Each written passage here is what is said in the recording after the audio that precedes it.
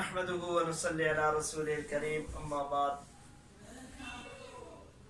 حضرت ابو ہریرہ رضی اللہ عنہ سے روایت ہے جناب رسول اللہ صلی اللہ علیہ وسلم کا ارشاد ہے کہ اللہ تبارک و تعالی نے میری امت کو رمضان کے اس مبارک مہینے میں 5 خصوصیات سے نوازا ہے، اور یہ 5 خصوصیات پہلے کی امتوں پر بھی روزے فرض تھے لیکن انہیں یہ 5 خصوصیات نصیب نہیں ہوئی تھی.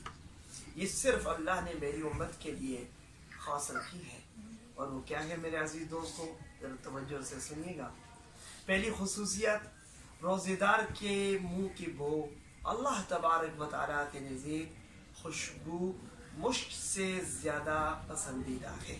معدہ خالی ہونے کی وجہ سے یقیناً جو ہے جب دن بھر معدہ خالی رہتا ہے تو جب روزہ افطار کرنے کا وقت قریب آتا ہے، عصر کا وقت ہوتا ہے، تو معدہ خالی ہونے کی وجہ سے اس کے منہ سے ایک بدبو یقیناً نمودار ہوتی ہے، اور یہ اللہ کو بہت زیادہ پسند ہے. یہ روزے دار کی ایک خصوصیت، اللہ نے یہ خاص انعام سے اس کو نوازا ہے. اور دوسرا انعام، دوسری خصوصیت روزے دار کے لیے کہ فرشتے اس کے لیے مغفرت کی دعا کرتے رہتے ہیں، اور یہ دعا کا سلسلہ روزہ رکھنے سے روزہ افطار تک چلتا رہتا ہے. صبح سے یعنی کہ شام تک برابر فرشتے اس کے لیے بخشش کی دعا کرتے ہیں. اور تیسرا انعام کہ اس کے لیے اللہ تبارک و تعالی جنت کو مزین کرتے ہیں. ہر روز جنت راستہ کی جاتی ہے، اور پھر اللہ تبارک و تعالی فرماتے ہیں جنت کو مخاطب کر کے کہ جنت ان قریب تیرے اندر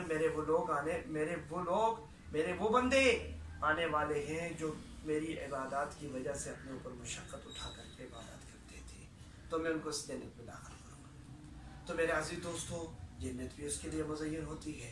اور چوتھا انعام، سرکش شیاطین، اللہ تبارک و تعالیٰ سرکش شیاطین کو قید کر دیتے ہیں، قید کی صحبتوں میں بند کر دیتے ہیں، اور پھر بندہ مومن، پھر بندہ اس گناہ کی طرف یعنی ان بڑے گناہوں کی طرف نہیں جا سکتا جن گناہوں کی طرف میرے رمضان کے اندر بڑی آسانی سے جاتا ہے.